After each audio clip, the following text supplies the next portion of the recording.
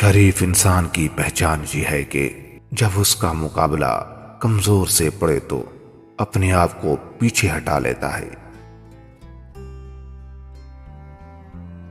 انسان کا سب سے بڑا دشمن اس کا پیٹ ہے۔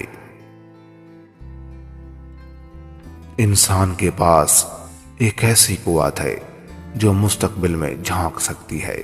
یہ اس وقت بیدار ہوتی ہے جب حواس خمسہ سو رہے ہوں، دماغ مشاہدات و مداخلہ سے آزاد ہوں۔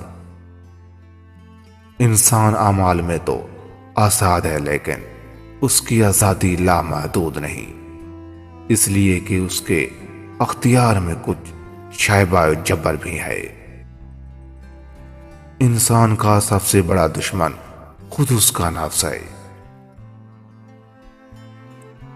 تین چیزیں انسان کو تباہ کر دیتی ہیں: حرص، حسد اور غرور۔ بہترین انسان وہ ہے جو اقبال کے زمانے میں اللہ تعالیٰ کا شکر گزار ہو اور مصیبت کے وقت صبر اختیار کرے۔ انسان ہو کر ایسے کام نہ کرو جس سے انسانیت کا دامن داغدار ہو جائے۔